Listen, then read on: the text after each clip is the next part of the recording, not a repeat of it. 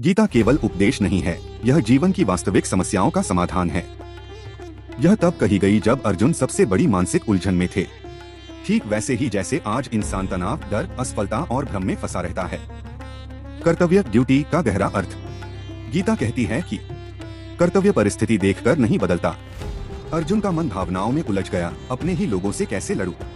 लेकिन श्री कृष्ण ने समझाया, सही और गलत का निर्णय भावनाओं से नहीं, धर्म सही सिद्धांत से होता है।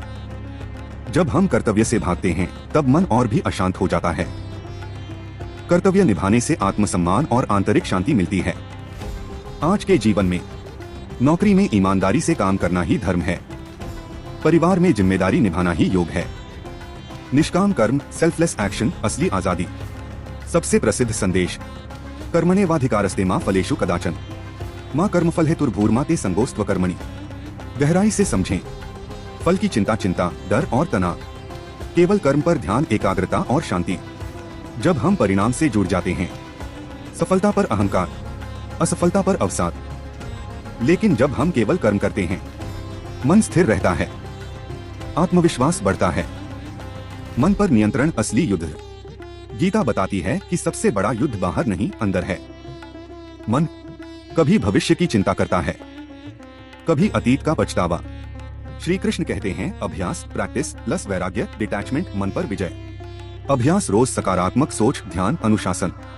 वैराग्य, अनावश्यक इच्छाओं से दूरी। अगर मन जीत लिया तो दुनिया जीत ली। समत्व, बैलेंस, असली योग। गीता का एक गहरा सिद्धांत, योगस्थः कुरु कर्माणि संगं त्यक्त्वा धनंजय, सिद्ध्य सिद्ध्यो समो भूत्वा समत्व योग उच्यते। मतलब, सुख आए ज्यादा उछलो मत, दुख आए टूटो मत। जीवन लहरों जैसा है, जो हर परिस्थिति में संतुलित रहता है वही स्थिर और सफल होता है। बिजनेस में लाभ हानि, रिश्तों में मतभेद, हर जगह संतुलन ही शक्ति है। आत्मा का ज्ञान, डर का अंत। गीता का सबसे गहरा दर्शन, शरीर बदलता है, आत्मा नहीं बदलती। मृत्यु अंत नहीं, परिवर्तन है। इस ज्ञान से मृत्यु का भय कम होता है, असफलता का डर कम होता है, जीवन का उद्देश्य स्पष्ट होता है। जब इंसान समझ जाता है कि वह केवल शरीर नहीं बल्कि चेतना है, तब उसका दृष्टिकोण बदल जाता है। अंतिम सार, डीप कंक्लूजन। गीता हमें दिखाती है, जिम्मेदारी से भागना समाधान नहीं है, परिणाम की चिंता छोड़ना ही मानसिक शांति है, मन को जीतना ही असली विजय है, संतुलन ही योग है, आत्मा का ज्ञान ही निर्भयता है।